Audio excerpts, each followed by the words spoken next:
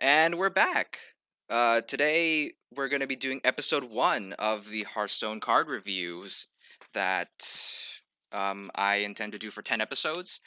So Hearthstone recently released, or announced rather, they announced the release of their newest expansion, Madness at the Darkmoon Faire. Um, I had a lot of fun talking with one of my friends from Discord who I've invited today. His name is Taco. We'll be introducing him a little later. I've had a lot of fun talking with him and kind of reevaluating my own opinions about cards. And so that's why I decided to do this card review series. Yeah, card review series. It's going to be a little bold. We're going to be wrong a lot. It's going to be hilarious. We're going to laugh at each other. Stuff like that. But yeah, just to go over the rating system, I did a video about the full rating system.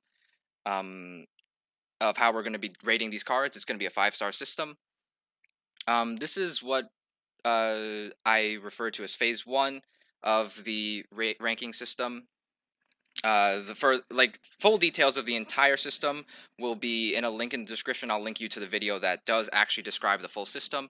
But for the purposes of episodes 1 through 3, we're going to be in phase 1 of the ranking system. So this is a 5-star system, and phase 1 is basically a phase where I'm still unsure about what the rest of the set is going to look like. So the star system will be a little more unsure. So 5 stars in this case would be if the class is playable. If a card gets 5 stars and if the class is playable, then we are almost certain this card will see play, and the card is just obviously strong. 4 stars implies that we need more information, but the card in question that gets 4 stars is doing something very strong, but it's maybe meta dependent. So maybe something will be able to push it out of the meta and the card will end up not seeing play despite being pretty strong. 3 stars is we need more information. Still, these cards do something reasonable, but maybe they're a little too fair. They'll probably see some inclusion in some decks, but maybe not. It won't be something that you're gonna roll your eyes at when you see being played against you. It's just gonna be okay, cool. That's a card. 2 stars is we need more information. But these cards the card is just too weak, and we don't think it'll see any real play. But we are optimistic and could be proven wrong with future card releases. And 1 star is just us saying, nah, this card is just straight bad. There's probably no saving this, and if we're willing to rate this card 1 stars, we're both willing to eat our words if the card somehow sees play, and we're gonna have a great time laughing at each other if that ever happens. Oh, this is a typo. NMI is needs more information. Right. So without further ado, I'm going to be introducing my co-host. His name is Taco. I met him from the Discord, and he'll be talking about himself. So, Taco, take it away. All right. Hi, everyone. This is Taco here. Let's see. I am a Hearthstone player, obviously. I've been playing this game mostly on ladder since Journey to Ngoro, around that time. I really like that game. I have a pretty big background of playing card games in the past, from Yu-Gi-Oh!, Magic the Gathering, and Hearthstone just caught my eye since it was like something you could do online. And ever since then, I've been playing this game at a pretty regular pace. In terms of ladder, I'm probably around like a 2000 rank legend. Not super high, but I hit that pretty comfortably every season. And I'm also a fairly dedicated arena player. I created 7 accounts just to be able to keep spamming arena until I get good at it without wasting gold on my main account. And I've probably averaged about 6 to 7 wins, across 7 accounts. So I'll probably never be on the leaderboard, but um, I, yeah, 6 to 7 is I do great. okay. 6 to 7 sounds great as an average. So don't forget to mention if you're free to play or not. I assume you Oh, are. oh no, I'm not on my main account. Oh, you pay. I Oh, wow, I didn't know. I My pay bad. for Yeah, yeah, I pay for the bundle. so I'm free to play as a player. So I'm as free to play happens to force you into more tempo focused. I'm a very tempo focused player. I play a lot of decks that are tempo, aggro, stuff like that. And I've also been legend a few times, but only after the rework since they made it a little easier. And I'm currently sitting at rank 2.5k legend. Um, yep, 2.4. So we're roughly around the same skill level, I would say, since we both have roughly the same rank. All right. Well, that's enough about us. Let's get into the cards, and I have the first card shown pulled up on the screen right here. Yogg Saron, Master of Fate, a 10 mana 7/5 battle cry. If you've cast 10 spells this game, spin the Wheel of Yogg Saron. So, what is the Wheel of Yogg Saron? The Wheel of Yogg Saron from this potato quality image is a wheel that you spin when you play Yogg, and you get different effects depending on what slot you land on in the wheel. So there's a 5% chance of this skull-shaped thing. This associates with Rod of Roasting, actually. I'll tell you right now. And there's a 19% chance for these 5 other effects for 100% total. So the 5% Rod of Roasting is to cast Pyroblast randomly until a player dies. And Pyroblast is a 10 mana mage spell, which deals 10 damage. So when this Wheel of Yogg Saron spins and you land on this 5%, you're going to it's the game Yogg Saron is just going to cast Pyroblast over and over, and so like everything's just going to take 10 damage until one of the players dies. So this is a game winning or game losing effect. But it is a last ditch effort. If you do want to try and bank on this 5%, it is here. The other effects are Hand of Fate, fill your hand with random spells. They cost 0 this turn. A very huge influx of value. And spells themselves do a large variety of things which are very desirable. They clear boards, they generate boards, they swing, they burn your opponent for lethal sometimes. So this is a very powerful effect in my opinion. Fill the board with random minions. This is Curse of Flesh. Fill your board with fill the board, my bad. Fill the board with random minions, then gives yours rush. So it's a very important distinction that I just made, fill the board with random minions, because not only do you fill your own board with random minions, but you also fill the opponent's board with random minions. Now, this looks like a symmetrical effect in which you and your opponent both benefit, but no, your minions get rush, so they can instantly value trade into your opponent's board, which is a very desirable effect, because you can create a board, and your opponent will lose the board that you created for them. Yep. And also, if you're playing Yogg, you are likely a control-lier deck, so you will not have too many minions already on the board, and they will probably already have minions on the board, and so you will get even more minions, and your minions will be able to trade into their board still. This is a very strong effect as well, in my opinion. Mind Flayer Goggles, take control of 3 random enemy minions. This is just mind control times 3. Good effect. Nothing too flashy here. It could be game winning, it could be game losing still. This is, I think, one of the weaker effects, in my opinion, at least. Mystery Box this is OG Yogg. Cast a random spell for every spell you've cast this game. Targets chosen randomly. OG Yogg was good. This looks good. Devouring Hunger is the last one. Destroy all other minions and gain their attack and health. This is a very strong effect. It's a complete board clear and threat creation in this huge attack Yogg. And this is also probably one of the stronger effects, in my opinion. So all in all, I've kind of gone through all of them, and all the effects seem pretty reasonable. Actually, just strong, game winning, and that's very good for a 10 mana card like Yogg, which has a poor body. So he's a 10 mana 7/5, so he's very low in terms of stats. But since he is a 10 mana card with these game winning effects, um, yeah, I think he'll be played very often. I think people will try and make decks with him, and those decks will be pretty good. So I'm preemptively giving Yogg 5 stars. I think he is just going to. I think if Yogg was in the current set in Skullman's Academy, if he was in this set, he would see play in a lot of meta decks, including Libram Paladin, maybe Mage. So yeah, that was a lot of monologuing on my part. Taco, what do you think about Yogg? I think when this card was first revealed, people were like, "Oh wow, Blizzard just brought back OG Yogg," and it's like kind of a nerf in some ways. And I'll say like, why is this a nerf? It's because the condition on Yogg says you have to cast at least 10 spells, 10 or more spells, or else the card is just a 10 mana. What is it? A 7/5? Yeah, It's I a think it's a 7/5. 7/5. Mm-hmm.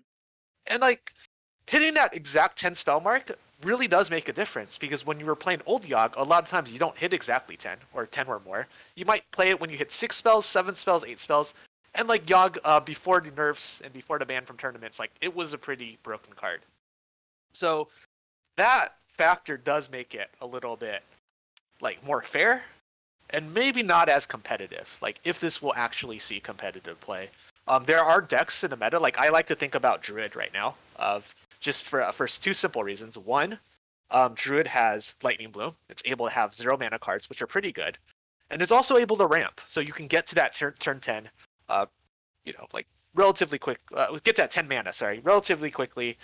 And also, like, old Yogg was played in old Druid, and Druid does fall behind, so you're actually going to be in situations where you want to play this card to swing the board back in a favor, or just instantly win, hopefully not lose the game. You could also lose the game playing this card on the spot.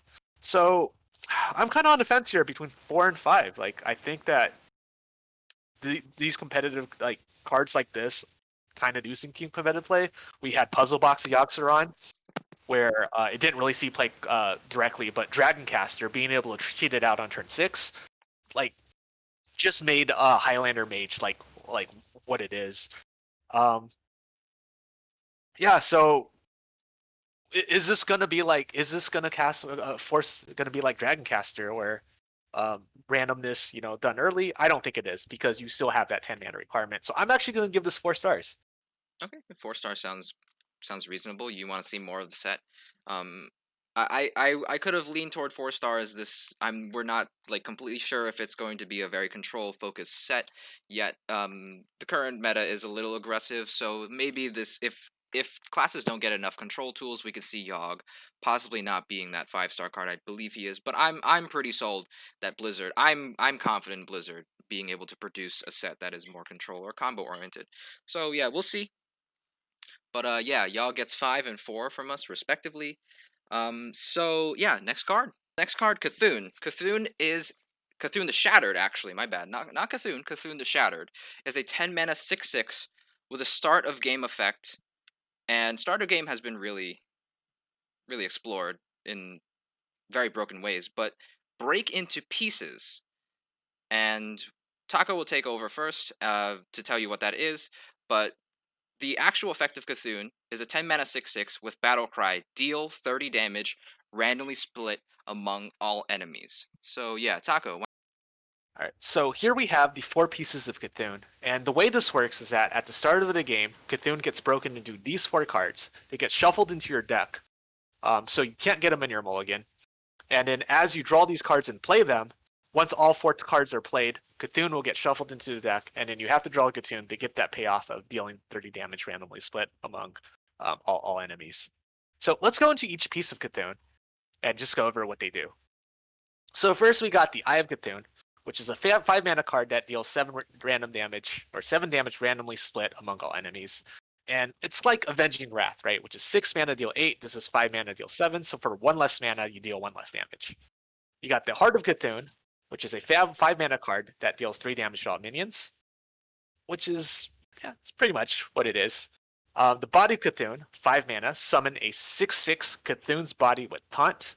So for 5 mana, you get a pretty overstated minion. And the last card is basically Assassinate. For 5 mana, you destroy a minion, hard removal. So these cards, like the way I first approached this was that I thought about what Discover does, right? Like why discovering is good, and it's because it's a resource you didn't put into your deck that didn't use up another card slot, but you still got like to be able to play the card when you need it. And this is not really that, because these cards do go into your deck and you have to draw them, so it's not really like Discover where like you're at, but it kind of feels that way where like you have the advantage of doing things that classes normally don't do. Like for example, if I was playing this in Rogue, Rogue typically doesn't have any AoEs. By playing Heart of Cthulhu, all of a sudden like my Rogue deck has a board clear. Or if I'm playing some class that doesn't have hard removal, what would that be? Maybe like Demon Hunter, although Blade Dance, I mean it's an exception. You have Maul of Cthulhu. So you can kind of cheat your class identity by having these things. Like that would like be the one benefit of having these like pieces into your deck. And of course we also have stuff like Priest, which can play Cleric of Scales and like you can tutor these pieces. Rogue has Stowaway, where you can tutor 2 of these pieces into your deck. But overall, like I'm thinking about what does it take for this thing to be good. And in order to do that, you're going to have to stall the game so that you can play these 4 pieces without losing, without dying. You're probably going to need some healing, because there's going to be aggro decks that are going to hit you in the face if you're not stalling well enough. And basically, yeah, you just need ways not to die, and at the same time, you need to be able to draw your deck, to be able to cycle your deck, and that just seems kind of hard to do with what we presented. So I don't know. Like Blizzard has to release some crazy control tools in this set, and I feel like they will, just because of like the nature of the cards that we're seeing. But at this moment, like I'm not confident this thing will see play. Um, I mean the payoff is good, but like getting there, like can you actually like not die and get to that payoff? I'm gonna say this is 2 stars at the moment. Yeah, I totally agree with 2 stars actually. I think you hit a lot of the points right on the head. Is it? It's a 10 mana card, so again, we have to ask the question: is it game winning? And yeah, it's decently, respectively game winning. Deal 30 damage is pretty heavy. But it's not completely game winning because if your opponent has a decently wide board, some of their minions will soak up the 30 damage, so they don't have to take it to their face. And also, if they have armor, this is not game winning. So Cthulhu actually isn't even completely game winning when you play him. So to have to jump through so many hoops, I don't think Cthulhu will see play much. In it for just a quick comparison with even the other old god Yogg that we just talked about, Yogg that we just talked about that I'm flashing on the screen right here. He is completely game winning in my opinion, and so we have to ask like when you draw so many cards to be able to play to be able to draw all four of these pieces, um you're probably casting a lot of spells. If you're not tutoring for these specifically, you're casting a lot of spells, and spells is exactly what Yogg wants. And so I think that this Cthulhu card is just going to be a strictly worse version of Yogg. And so I think this is just going to be a 2 star card. I'm not very hopeful for it, but we'll see with the new set. Yeah, makes sense, right? Yep, sounds good. So that would be a 2 stars from both of us. Yeah, we're not really hopeful for Cthulhu. Work it through. So the next card we've got on the order is Yasharaj the Defiler. Yasharaj the Defiler is a 10 mana 10/10 with Battlecry. Add a copy of each corrupted card you've played this game to your hand. They cost 0 this turn. So, I'll take this one first. Yasharaj 10 mana 10/10 with adding just like giving you a huge influx of value in your hand. Sounds pretty amazing to me. I think this is I mean, again, we haven't really seen too many corrupted cards yet. We've only seen like a paladin one, which we'll be reviewing later, and like a shaman one, which we'll be reviewing later. Yeah, we haven't seen enough corrupt cards to be really sure how good Yasharaj is, but all the corrupt cards in their corrupt forms are pretty strong, and especially when they cost 0 this turn. Costing 0 is a very strong line of text. Because you could just start tempoing them out back to back, back to back, and they have very strong board creating and board clearing effects so far from what we can tell. So I'm pretty hopeful for Yasharaj. We do again still have to see more of the set and more of the corrupt cards to know whether Yasharaj will be good or not.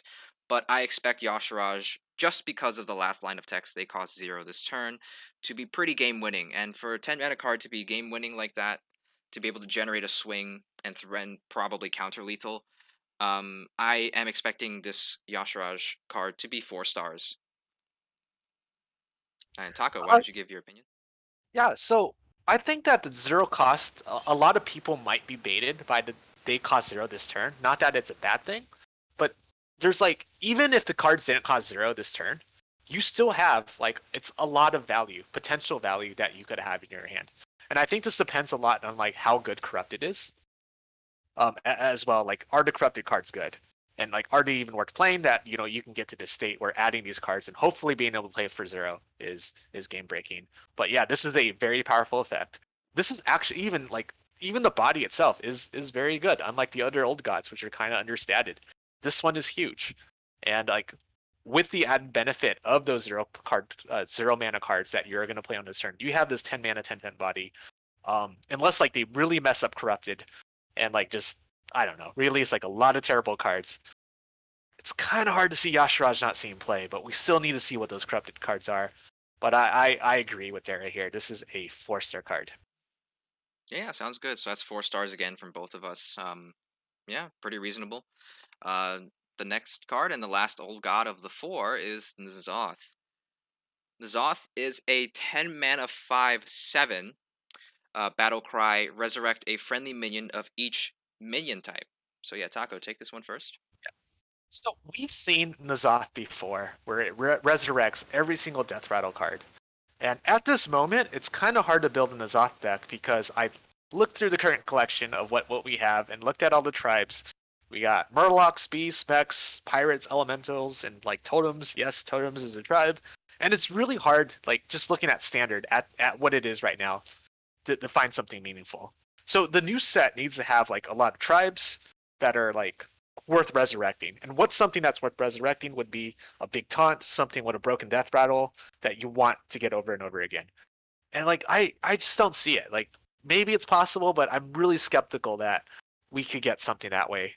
You're resurrecting the friendly minion of so you're also when you're playing this card for 10 mana, you also want it ideally to fill up your whole board. So you're playing like a lot of things of different tribes, and you're probably not going to get any synergies between the cards that you're putting in your deck. Hopefully, getting to this payoff. So that's just really hard to get. I mean maybe there's some amalgam synergy that they'll release, and it could make this viable, but I just don't see it. I think it's something crazy has to happen. At the moment, I think this is not playable at all. This is a 2-star card for me. Ah, this is where we disagree slightly, I guess. Yeah, I think roughly the exact same. I kind of agree with everything you said. It's a little optimistic right now, but I'm willing to give this one 3 stars. Mainly because N'Zoth is what we call in Hearthstone a board in a box.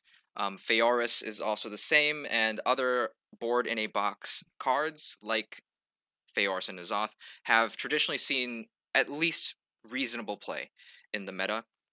Mainly because when you generate a board in a box, you put so many stats on the board. So, like Jandis actually is a board in a box. You put so many stats on the board that it is potentially game winning. The problem with N'Zoth is, unlike Jandis and unlike Feoris, is that it's 10 mana. Well, Feoris is also 10 mana, but the Feoris only saw play in Druid.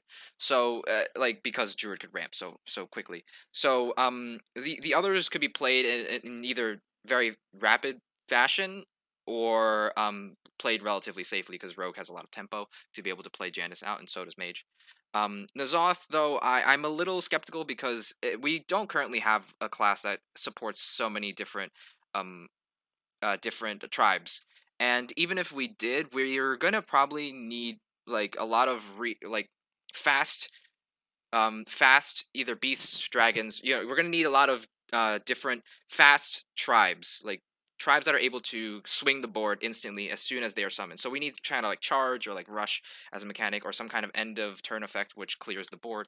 Um, Otherwise, N'Zoth is going to be just too. You're going to be too vulnerable to play N'Zoth comfortably a lot of the time. So I'm willing to give N'Zoth 3 stars. I'm a little optimistic, mainly because we have a card actually that we're going to reveal soon that is just that. It's a beast that has Rush that could potentially fit in N'Zoth deck. So I'm optimistic, and I'm willing to see the rest of the set before I give N'Zoth that 2-star rating that is so punishing. So that Yeah. would, yeah, Taco. Yeah, that sounds reasonable. I guess it's just a matter of how much we believe in the power of the next couple of cards that are coming out. Right, exactly. So that's a 3-star from me, 2-star from Taco. Makes a lot of sense. All right. So next card is Darkmoon Rabbit. A 10 mana 1/1. This is a first, I believe. A 10 mana 1/1 with Rush Poisonous. Also damages the minions next to whomever this attacks. So right away, I'm just gonna call this. It's a 1-star card. This is just. I don't think this will ever see play, and if it does even see competitive play, it's going to be kind of hard stopped by taunts, being placed all the way on the left or right, or divine shields. So okay, yeah. What? Okay, let's not get too ahead of myself. What does Darkmoon Rabbit really do? What it really reads is 10 mana 1/1. Actually, it really reads 10 mana, clear 3 of your opponent's minions that are next to each other. So, yeah, Paladin right now has divine shields, and they have like huge taunts.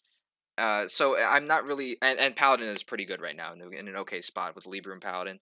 So I'm really not hopeful for Darkmoon Rabbit to be ever playable in a meta where Paladin might even see possible play.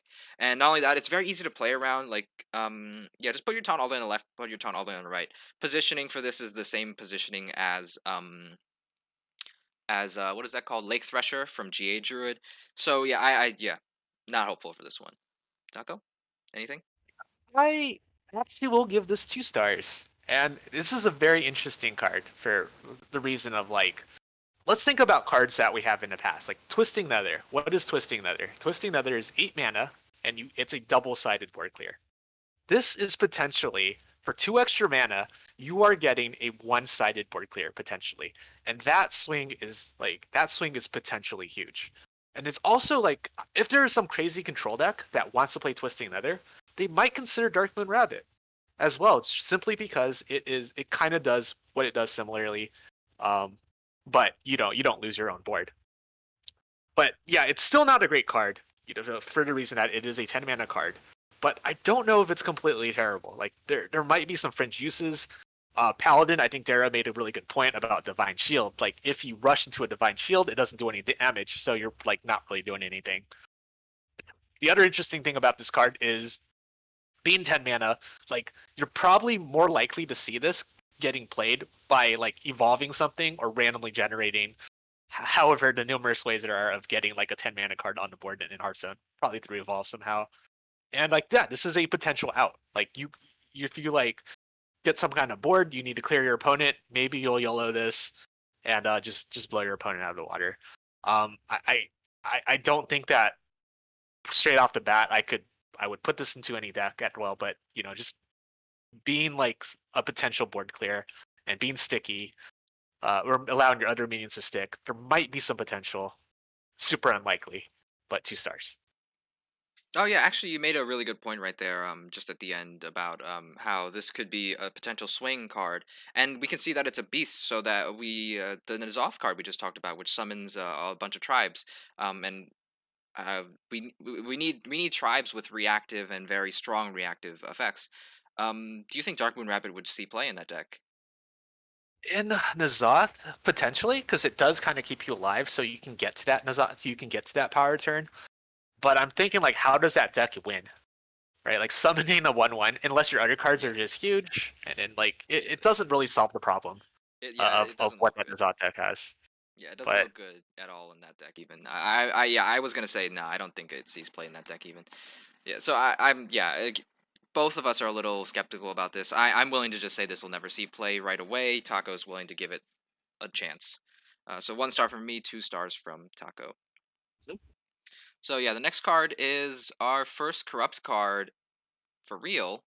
Fleet Hoof Pearl Tusk, a 5 mana 4/4 rush with corrupt gain +4/+4. And if we scroll over the related cards section here, we have Fleet Hoof Pearl Tusk, but as a corrupt card, as the corrupted version, which is 5 mana 8/8 rush.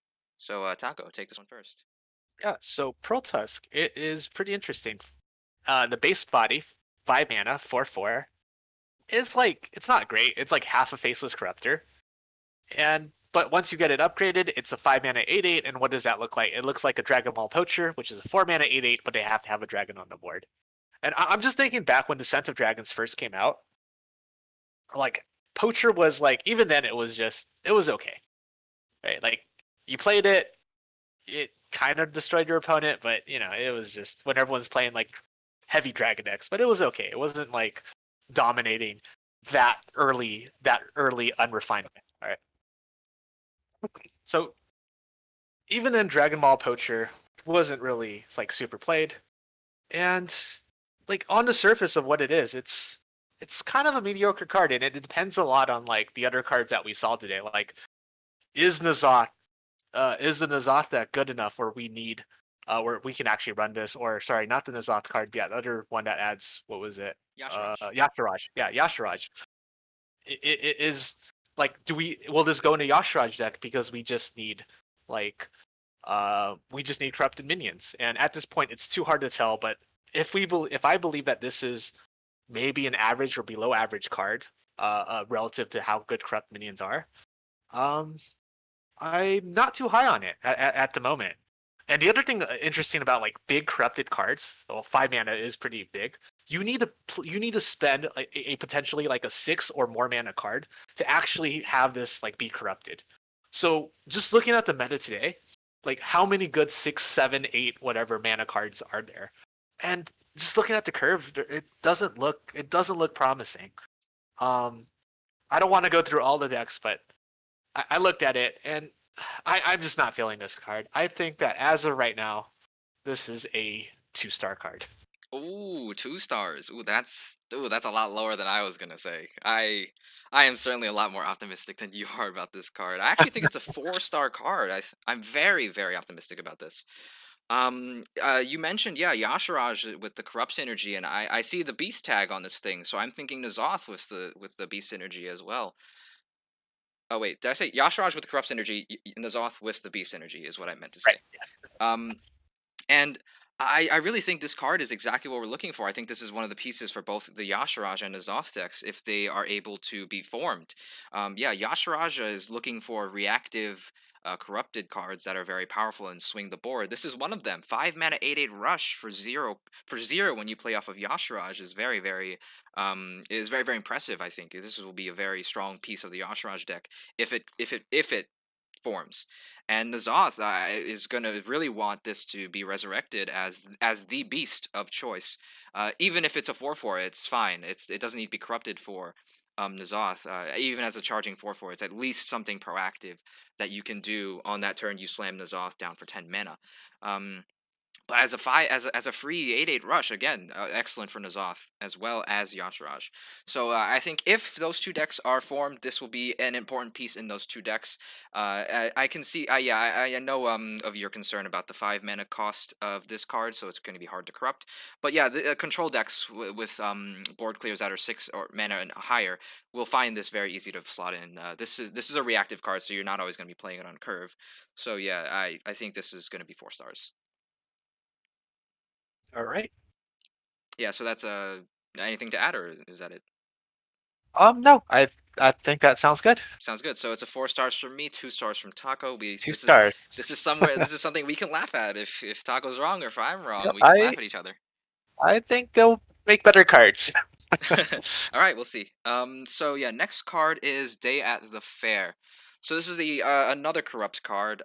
Day at the Fair is a Paladin card. It's for 3 mana. You are summoning 3 Silverhand recruits, and the corrupted version is a 3 mana which summons 5 Silverhand recruits. So I'll take this one first. I'm just gonna give my rating here. I think it's 2 stars. I think this card is not good. This is a tempo corrupt card, which I think is very, very bad. Because if we think about how early we can play this card, it's going to be turn 5 that we can play this card for the corrupt version. Yeah, actually, let's first talk about how good is this card at base. 3 mana for summoning 3 Silverhand recruits, I think, is pretty weak as an effect. We have a similar-ish card currently in the standard rotation called Air Raid. It's a twin spell that casts for 2 mana and summons 2 Silverhand recruits with taunt. So those Silverhand recruits come with keywords, and not only that, you can summon 4 of them for 4 mana if you desire to on that turn. And that card is actually like that card sounds amazing, but it actually saw absolutely zero play during its time in standard. And so I think Day at the Fair with no keywords and kind of not really anything more exciting than this at base is a very bad card. Unless they print Silverhand Recruit Synergy like they did in the past with Quartermaster and the other one, the three. I don't even know what that is, but Quartermaster is the one that sticks to my mind right now. Or Level Up. Level Up is the other card. So yeah, and now let's talk about let's talk about how early can you play this card for the corrupted version. So yeah, corrupt as a mechanic means you have to play at least a 4 cost card to upgrade this into the corrupted version. So you have to basically play something else on turn 3. You're forced to play a 4 cost card on 4 if you want to upgrade Day at the Fair to be ready for turn 5, which is the earliest you can play this corrupted version. So turn 5 is very very late for playing um, Day at the Fair corrupted version. So that's Stand Against Darkness on turn 5. which is exactly what Stand Against Darkness is. It costs 5 mana, which is an old card that was 5 mana, summon 5 Silverhand Recruits. So and that card saw like some play, I think, but like not really. And that was during a time where you had Silverhand Recruit synergy. So yeah, this card is not very exciting to me because you just need Silverhand Recruit synergy, or else this is going to be a very very low tempo card. And I mean, on 5 mana, control decks can just clear you very easily, and on 5 mana, like you're getting out tempoed for sure by other tempo decks that are just slamming things on the board. Like even Aggro Demon Hunter right now in the meta, and like even like Galakron Rogue in the meta can just slam so many things on curve like before this even comes out and just trade you down. These are Sylvan recruits. They're 1/1s. They're not going to be impressive at all. So yeah, 2 stars for me. Very very low potential. Taco, do you have a different opinion maybe? I think similar but different opinion. So I think I really like low curve corrupt cards, which are decent tempo, so that you have the option to play them for what they are. 3 mana gets 3/3/1/1 recruits. You're probably not too happy, but you're not dying at that point. And then when you get the corrupted version, like let's say earliest turn 5, for 3 mana you get 5 Silverhand recruits, and then you have 2 mana to figure out like how to capitalize on those on that 5 mana card. And I don't know, like what's in the meta right now? Hand of a Doll, it's pretty weak. Like it's not likely, but there's some potential there that since it is a low costed card, having an extra mana to spend in addition to what uh, the bonus that you get, like that's very good card design for a corrupted card versus something that's like a big corrupted card. Um, so I'm actually gonna give this 1 star. Ooh, And I don't wow. think because I don't think this will see play at all. And I could be completely wrong next episode if Blizzard just decides to reveal like a bunch of dude paladin synergy. Okay. Um, and I'm betting they won't because I don't know anything about Darkmoon Faire, but I don't see a lot of dudes maybe going to the Darkmoon Faire. Wow, you were So talking it up. yeah, like I think this is well designed. Maybe in Arena, but I don't really talk too much about Arena.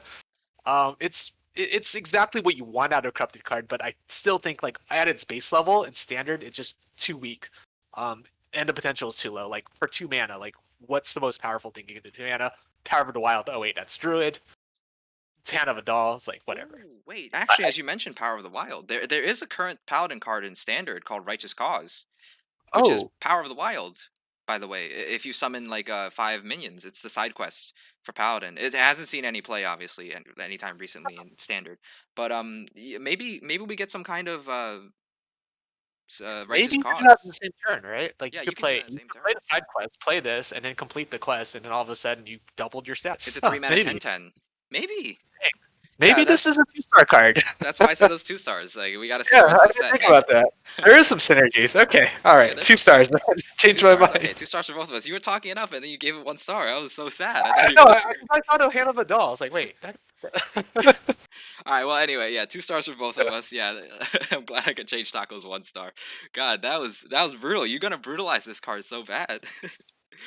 All right. Yeah. Anyway, next card is the third corrupt card that was released so far. Dunk Tank. It's a shaman card, 4 mana. Deal 4 damage, so that's anywhere, not just limited to minions. Corrupt. Then the corrupted version is not only dealing 4, but also dealing 2 damage to all enemy minions. So Taco, yeah, take this one. All right. Yeah. So Dara, I have a question for you. At Okay. top 1K Legend right now, what's the fourth best deck? And it rhymes with Montreal Common. What? What does that mean? What's the deck with the fourth best win rate? And it rhymes with Montreal Common. All right, I'm not I'm not ready for this. Let me take a look real quick. The fourth best deck at top 1K Legend. Yep, it's Montreal Common. What does that even mean? Top Control Shaman. Control Shaman. Oh my God, get out of here. Oh, I don't have HS Replay, so I don't really Yeah, know. HSV play. Yeah. So yeah, Control Shaman is so. Before we get any further, Control Shaman is not a good deck. Right? I don't know what it counters, but it has a 50 plus 52% win rate. I think on Friday, like a couple of days ago, it was the #1 deck on HS Replay at that time for top 1K Legends. So people were playing it, they were winning with it. I don't know what they were trying to counter. Do not play Control Shaman. But what is Control Shaman right now? Control Shaman is a fatigue deck that has a ton of removal, that has a lot of healing, and it's able to stall the game till it goes to Elysiana, fill up the deck back with cards, and then just like annoy the hell out of your opponent. So Control Shaman, there is some potential of that archetype just based off of how it is performing right now at top 1K Legend. And I think that with some extra cards, that could be a real deck. And Dunk Tank is the perfect control card. It's like, because what is Dunk Tank? Well, for 4 mana that deals 2 damage to all enemy minions, it's basically Swipe.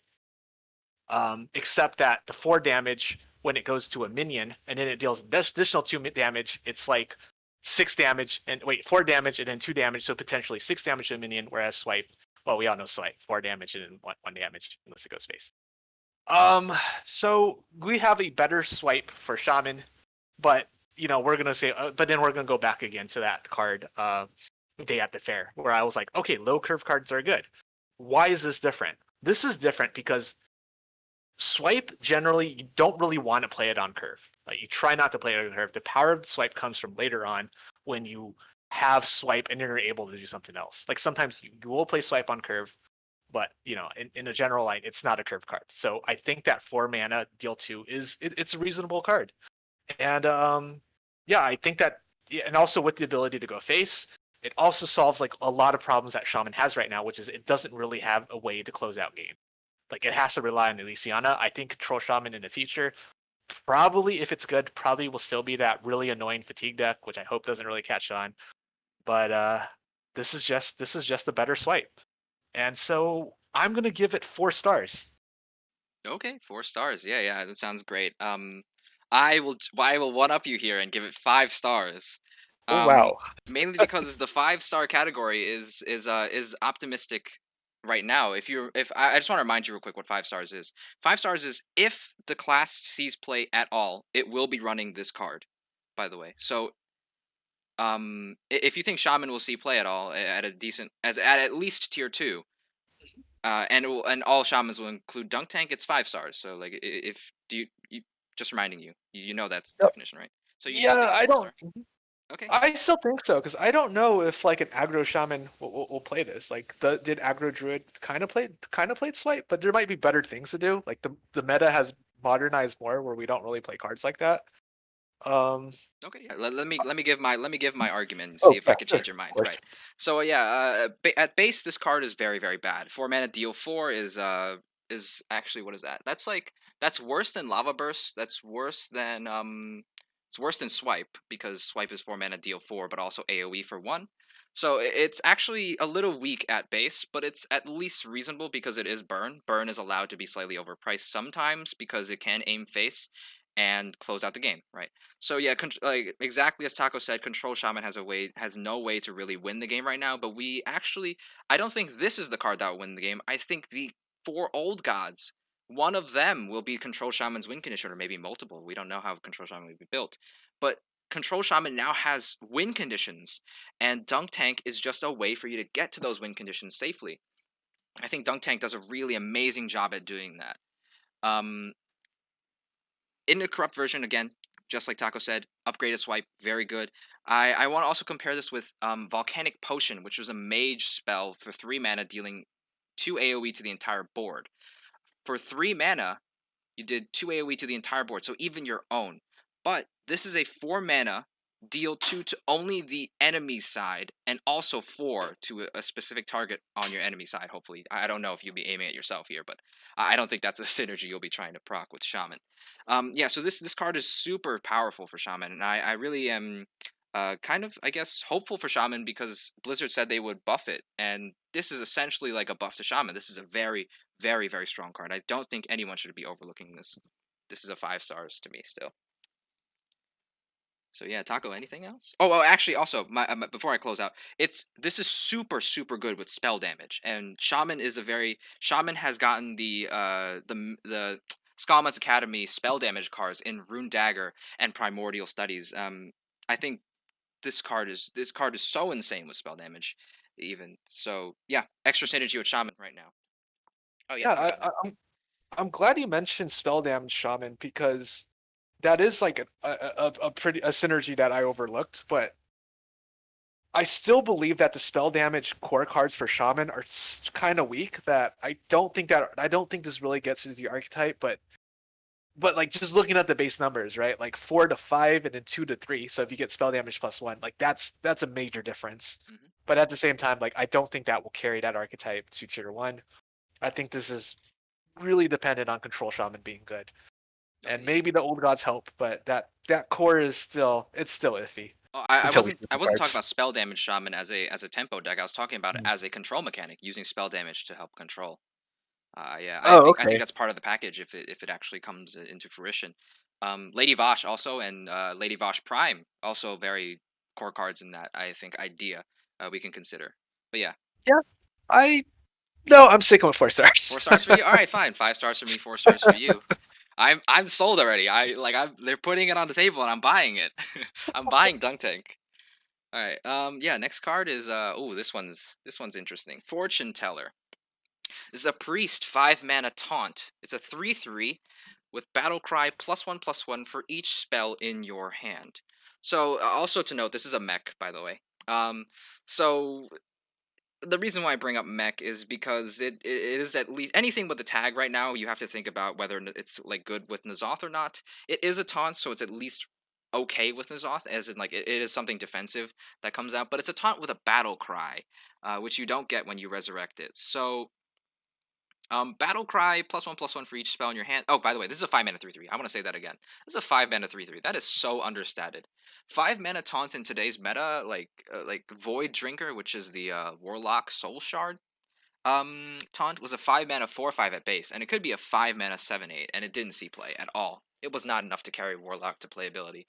Hmm. So like if we're looking at priest, it's a much more defensive class, but like warlock is defensive too, and it didn't see and that 7/8 taunt didn't see play. So I'm expecting this card to need to at least be a 5 mana 8/8 to see play in priest.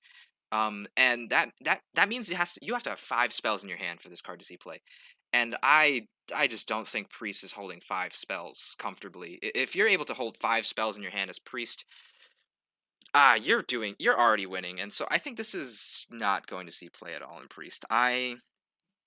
I'm willing to just give it a 1 star here. I don't think N'Zoth Priest will even think about this. Actually, no, I mean N'Zoth Priest will think about it, but I don't think N'Zoth. I don't think I just don't want this to see play in N'Zoth Priest. That sounds so bad. It sounds so low. It just sounds so. I mean, this is a mech. What other priest mechs are there in standard? I don't think there are any that are like amazing. So yeah, I'm willing to bump it up to like maybe like 2 stars if N'Zoth priest happens. But I'm super. I'm gonna give it 2 stars here for N'Zoth priest maybe, and we'll see. But I think this card is just so weak at base. Not go anything different. Yeah, if the Zoth Priest was a thing, you're probably gonna find like a neutral mech, and it's gonna be probably better than what this does. Yeah, I actually completely agree with you. I think it needs to be at least a 5 mana 8/8 to, kind of mimic what a giant does to be relatively decent. Um, but if you're a priest, so this is the problem with control decks. If you're a priest and you're holding 5 spells, you're not winning the game. You're just not losing the game. That's where I kind of disagree.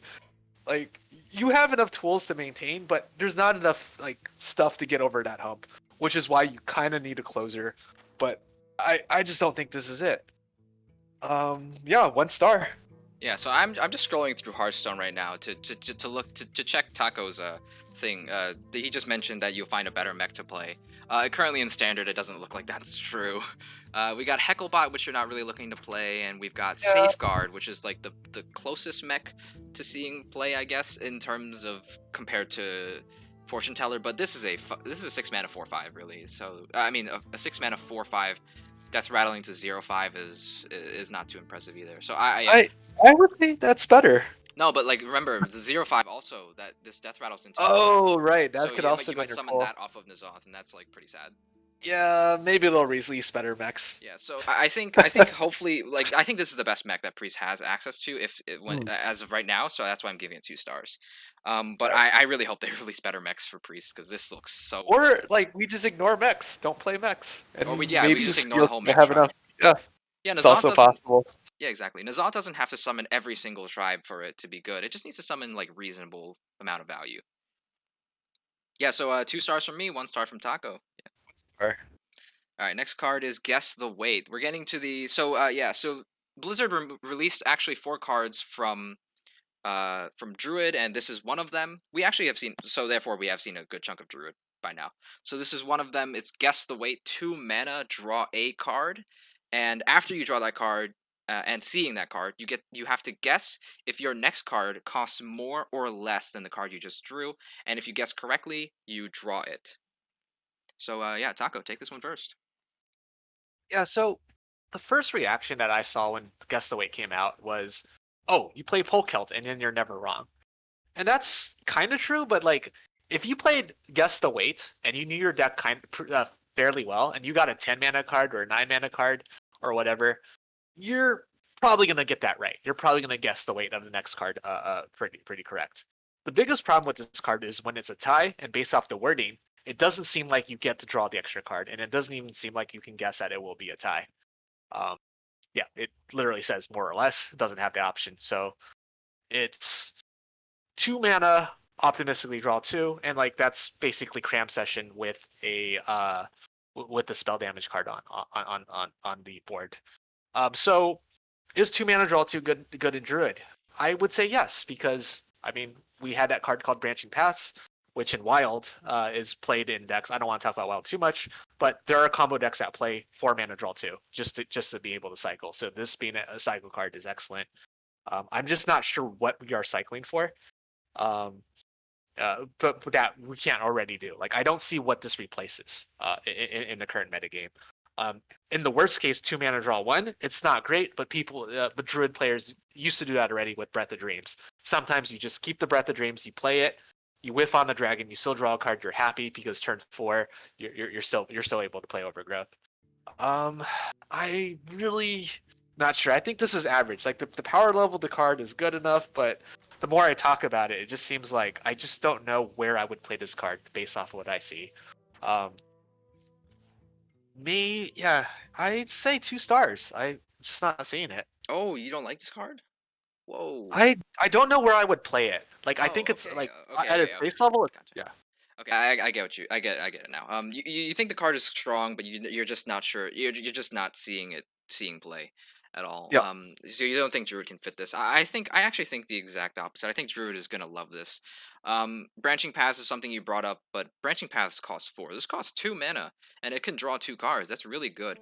And the thing I was comparing, I brought up on the screen a few seconds ago. Rising Oh. Winds is a 2 mana draw one, and also put Rising Winds back in your hand because it's a twin spell.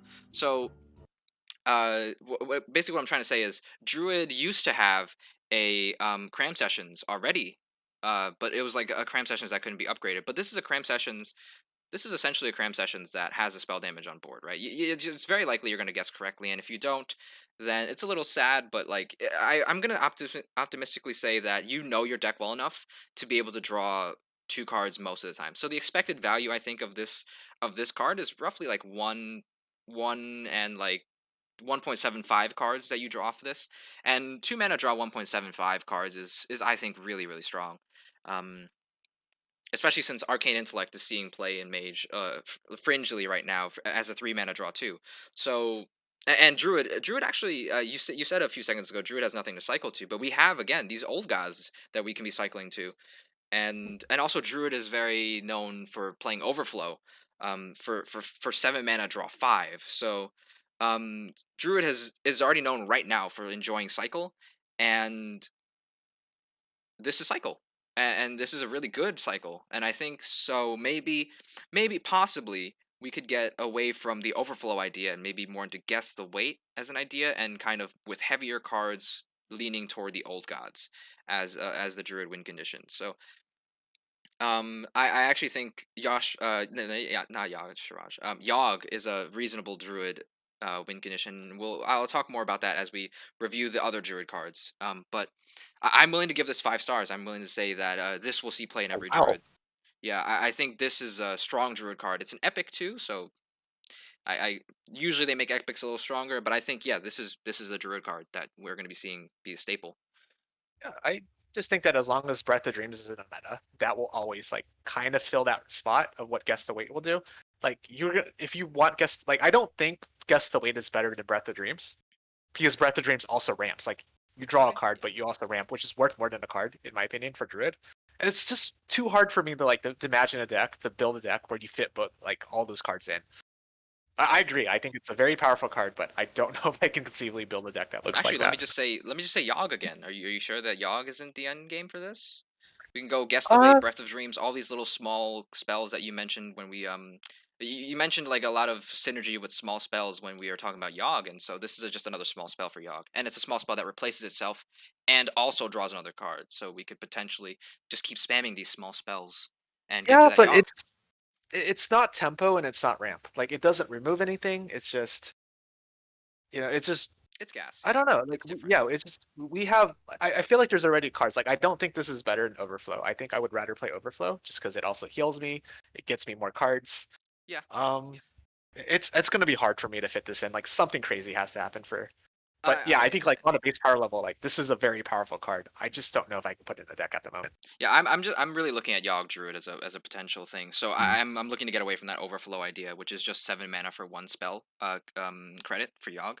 So yeah, 5 stars for me still. 5 stars for me, 2 stars for you is what you said, I think. 2 stars at the moment. Yep. But Okay. I think, but I it's a 4 or 5 star in terms of power level, but 2 stars Okay. in Sounds terms good. of playability. Yeah. So this is something I can laugh at you about, or you can laugh at me about. All right. Next card is Lunar Eclipse. Lunar Eclipse is another Druid card. It's 2 mana, deal 3 damage to a minion. Your next spell this turn costs 2 less. Yeah, I'm just gonna come out right now and say this is a 5 star card. This is another very very powerful Druid card. 2 mana, deal 3 has seen play in all sorts of metas across the history of Hearthstone. We have that right now with Soul Shear. We had it with Frostbolt. Frostbolt was a very strong card. Um, we had it with Dark Bomb. 2 mana deal 3 with upside in the form of Soul Shear and Frostbolt. It is very strong and it has seen play in both those classes a lot. So Lunar Eclipse, I'm willing to say the same about. And not only that, this is a very strong thing for Druid specifically to do. Druid is very bad at defending itself while playing its powerful ramp cards, and Lunar Eclipse is just able to do exactly that. Defend yourself while playing a powerful ramp card. So the ramp card I want to call in question right now is Overgrowth, one of this Druid staples, and definitely a 5 star card for Druid right now in Standard. And it's really hard to play that on curve because it's so predictable, and people will pressure you when you're about to enter your 4 mana turn, and they'll pressure you so that they can punish you for playing Overgrowth. So you might have to deviate from playing Overgrowth. But Lunar Eclipse does just defends you so well while you are playing that Overgrowth, because you can play Lunar Eclipse on something that they're trying to pressure you with, kill it, and also play Overgrowth on the exact same turn. You spend 2 cards, but you defend yourself while playing Overgrowth, and that's just the most important thing. So you ramp to that precious 6 mana, 7 mana turn, and you also get to clear your opponent's stuff along the way. Lunar Eclipse really good. Not only Overgrowth, you can also do it with Breath of Dreams if they decide to start pressuring you on turn 2. You can do it with GA. I'm not sure if you want to do it with GA specifically, Guardian Animals. But since Guardian Animals is such a huge tempo swing already and huge defensive swing, but you could do this with Overflow. Also something Druid has had trouble getting off safely. Overgrowth just heals for 5, and it doesn't really do anything else besides that. And healing without any tempo swing is just not strong usually. It refills your hand, so Druid still has to play the card, still has to play Overflow in their deck, but Lunar Eclipse will just make it safer. Yeah. So anything else, Taco? This is a 5 star Yeah, card. I agree. I think the overgrowth usage is the best usage of this card. Because what's the biggest weakness of overgrowth, wild growth, all the growths, all the ramp cards is that you're paying mana, you're for the future. You're not gaining anything, and you're making yourself vulnerable. Lunar Eclipse by itself negates the biggest weakness of your most powerful cards. So this is a 5 star druid card, and I Yeah. think that if you don't have room in your druid deck, you find room for this. That's Yeah. just I would it's force it just in. Yeah. that good. Yeah, Yeah. yeah, I'm very excited about this card. I'm not a Yep. Druid player, but I think this card is going to make Druid really awesome to play, to feel. The feel of playing Druid really awesome. So yeah, that was 5 stars for you and me, right? Stars. Yep, 5 stars. Next card is Solar Eclipse. This is another Druid card. It's a 2 mana. It reads 2 mana. Your next spell this turn casts twice. So yeah, Taco, take this one first. Yeah, so big spells in Druid are pretty powerful already. You have Survival of the Fittest, Guardian Animals, Overflow. Like, you don't really want to double that. So I think the biggest power from Solar Eclipse is what small spells do. And I know there's that 2-star card that 2-star rating that I gave earlier to guess the weight. Guess the weight, yeah. And you play this, you double guess the weight, and that's a pretty good draw engine. That's potentially 4 mana draw 4, which is incredible in Druid, assuming you guess correctly. And yeah, that's pretty good. But I also looked at other small spells, just that what we have in standard. And I think the more I looked at it, like when I first saw this card, I was kind of skeptical. I didn't really like it. But the more I looked at like the small spell cards in Druid, the better this thing is. Like doubling an Embiggen, that could be bad, could be really good. Doubling Nature Studies, doubling Breath of Dreams, doubling Ward the Expeditions. Like there's a lot of good small spells. Doubling Adorable Infestation. Maybe there is some token Druid deck that this thing unlocks where you play Gibberling, you just like keep doubling spells, you Savage Warrior your opponent, Power of the Wild, just double all your buffs. I think this might like be able to anchor a new archetype for Druid that's already powerful and wild, but maybe this is what it needs in standard. I'm actually gonna give this 5 stars. Okay, yeah, 5 stars sounds very reasonable. I dropped that down to 4 stars. Mainly because there are a lot of big druid spells. Actually, you know what? I literally just talked when I was reviewing Lunar Eclipse. I just talked about how I think druid will go to a smaller spell build. And so maybe yeah, I was gonna knock Solar Eclipse a star for not really synergizing with the big druid spells that we have right now, like GA, Overflow, Survival of the Fittest. But if I'm convinced that we're gonna go toward a Yogg druid with lower spells, which Solar Eclipse can easily combo with, I think Solar Eclipse should get a 5 star rating from me as well. Why I'm feeling very hesitant to do that though. I don't know why. Um, I'm really feeling like I should stay with the 4 star rating I gave it originally on in my notes here. And I guess I could try and explain that. I just think it might be overkill. Like yes, the weight is already a strong card. Maybe it's just like maybe there's no overkill for drawing cards. Yeah, yeah. I'm gonna stick with the 5 star. I'm gonna stick with the 5 stars that I just reached in my mind. Yeah. Yeah, like So yeah, I everything Taco said, I agree with.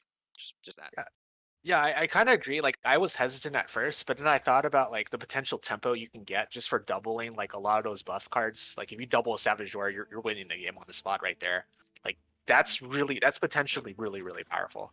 And Yeah, you could I, double I swipe. That's really good. double swipe. Does it go face? If you double it, you point at face. Is it 8 damage to face? I believe it is. Probably, yeah. I think it Yeah, just cast it exactly where where you aimed it. So yeah, that's almost a Pyroblast. Like this might make Aggro Druid good. and then you can cheat out like spells too with nature studies. Like you can kind of hold them in. I mean, you've also got the classic ramp Innervate Lightning Bloom. You know, you could cheat out these Right. bigger spells or medium-ish spells like Swipe with Solar Eclipse a lot easier. Yeah, Yeah, while this making a is million Gibberlings. Like this could potentially ridiculous. oh yeah, yeah. You know what that's why I'm giving it 4 stars. I just don't know if you're gonna be able to combo this card easily. This card does nothing on its own. Is my complaint with it. It needs specifically another card to also be good. Like so, for example, Lunar Eclipse at base, it's still 2 mana deal 3. Like if you have nothing to combo with, if you have no other spell in your hand somehow, it at least does something defensive for you, which is something you can at least play it for on curve if you're desperate. But Solar Eclipse just cannot be played like that. So I'm Right. not going to give this 5 stars. So yeah, I'm going back to 4 stars for this. So yeah, still 5 stars for you. Yeah, And I agree with your concern, but I think it's still powerful enough to like the okay, sure. potential is there. 5 stars for you, 4 stars for me. Wait, nope, not this. And right, so the last druid card is Kiri, the Chosen of Elune. This is the Druid Legendary of Madness of the Darkmoon Faire. Kiri, Chosen of Elune, is a 4 mana 2/2 battle cry. Add a Solar Eclipse and Lunar Eclipse to your hand. So Solar Eclipse and Lunar Eclipse are the two cards we just saw. Lunar Eclipse, Solar Eclipse.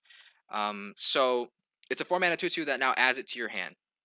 So I'm gonna take this one, and I'm going to give this one 4 stars. As well. 4 mana 2/2 is just a little understated. Druid is known to be able to ramp aggressively to be able to fit these understated things into their curves sometimes. And we've already established that Solar Eclipse and Lunar Eclipse are actually very decent cards. So essentially, we can read Kiri Chosen of Elune as 4 mana draw 1.5. At least I will rate it as that because I think Lunar Eclipse is a real card you'll be putting in your deck, and Solar Eclipse maybe not. So I'm gonna say Kiri is 1.5 worth of draw. So it's a 4 mana 2/2 draw 1.5 cards from your deck roughly, and that's pretty strong effect. It's not too bad. But I'm not sure if Druid has the space for just Kiri Chosen of Loon. Maybe it's just trying to draw a bunch of cards and maybe doesn't even have hand space for Kiri. But yeah, we'll see how Druid shapes out. I'm very hopeful for this card. I see a lot of potential in it. So there goes my 4 star rating. Yeah. This is like I agree with you. I think it's 4 stars. And this is like if Cobalt Spellkin always gave you Evocation as mage or always gave you Renew. Like you know exactly what you're getting. And if we're assuming that Solar Eclipse and Lunar Eclipse are pretty good cards, this itself is pretty good. But that body is really awkward to play. And then like what are you doing? Next turn you need like some kind of follow up because you're probably falling behind this turn playing a 4 mana 2/2, or of course you don't play this on curve. But then like what kind of deck is that? Where you're going to the late game and in Solar Lunar Eclipse, it's just better in early game. I see a lot of potential for this. I think this might see play, but I need more information for this to 4 stars for me. Yeah, this is slightly meta dependent. If you're just gonna get aggro down really aggressively, this is not the card you want to play on curve. I mean, it is kind of because then you have. Okay, actually, here's a question: is there a 5 mana Druid card that we'd like to like cheat out with Lunar Eclipse? Not off the top of my head. Starfall, no, thank you. Starfall, no. This is the best one we've got right now. Oh, then no. Aeroponics? No. No. So yeah, so Yeah. the reason why I was thinking that was if you just played Kyrion Curve to try and contest the aggressive board that your opponent might be trying to put up, you will get a solar eclipse a lunar eclipse into your hand.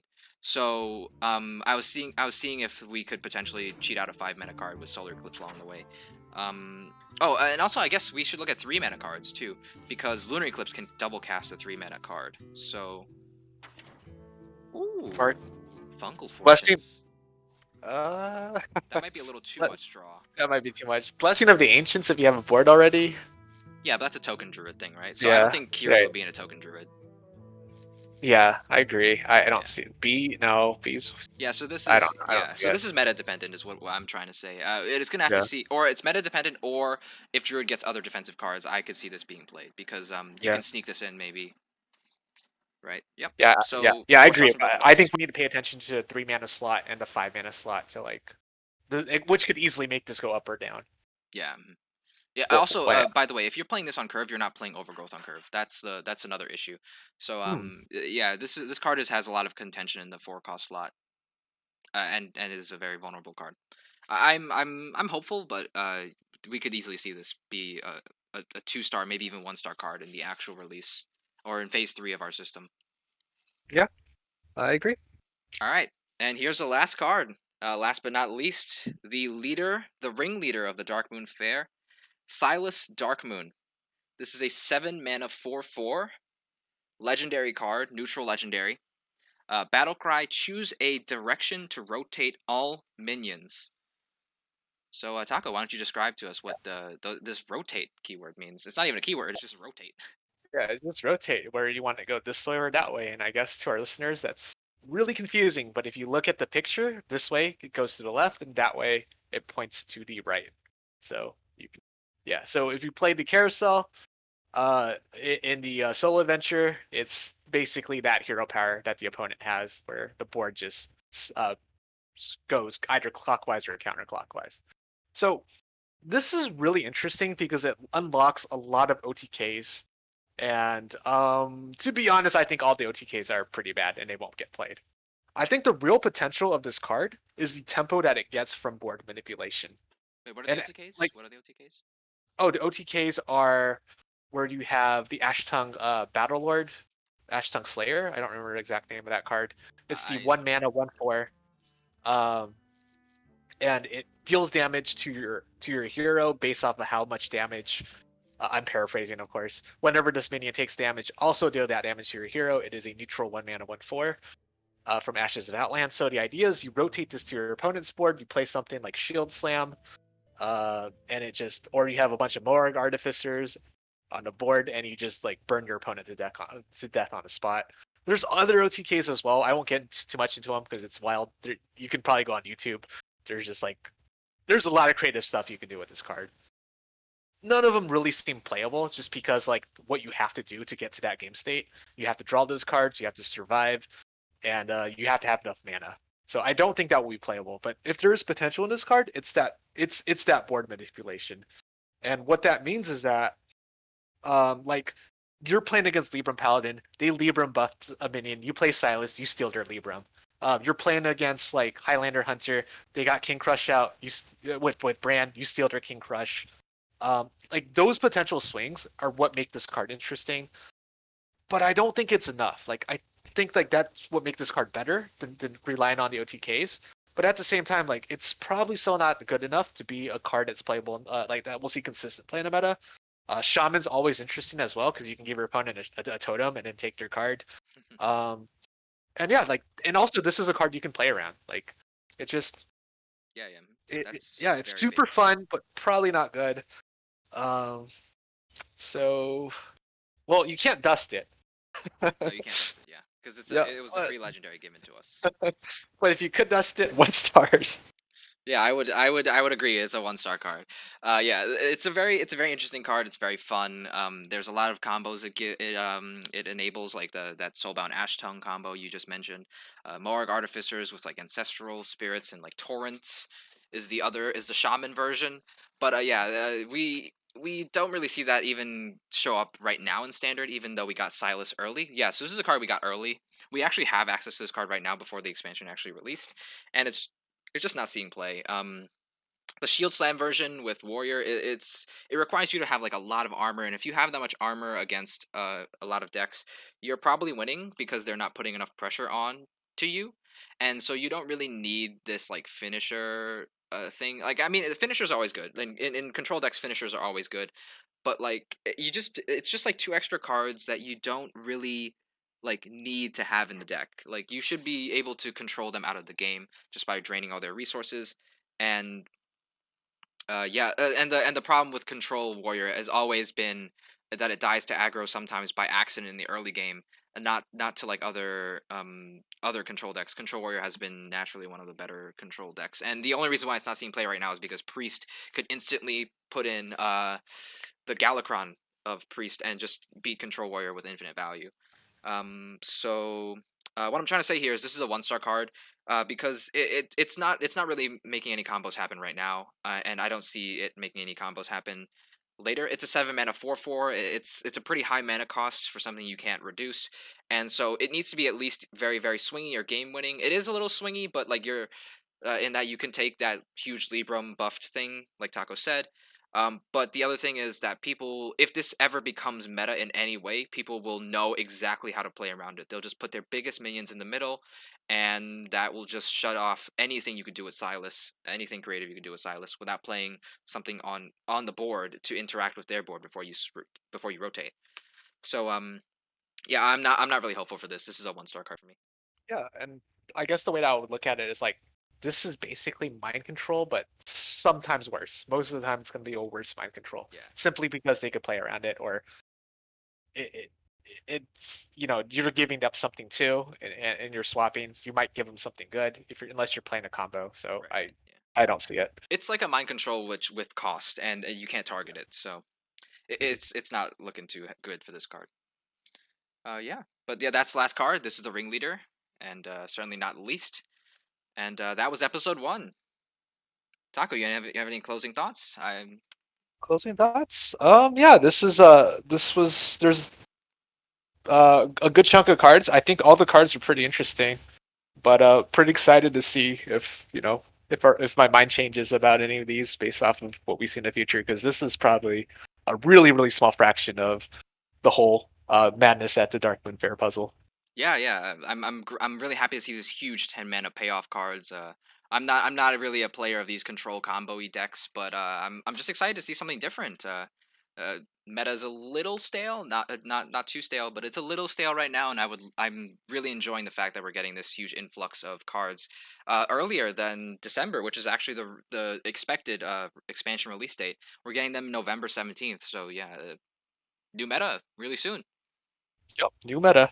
hmm Yeah. So Don't play anyway, fortune guys, teller. that's. Oh, sorry. You got anything else to say, Taco? No, Before I we was just joking. I was gonna say don't play fortune teller. Oh, I don't play fortune teller. Yeah, but anyways, that's the end of episode 1. Thank you guys for watching. This has been pretty fun to record with Taco, and this time we had already talked about these cards beforehand. Next time we're gonna come in with no with not without having talked to each other at all, and we're gonna get a lot more back and forth, a lot more disagreements, and maybe a lot more mind changing. Maybe you can change my mind. Maybe I can change his.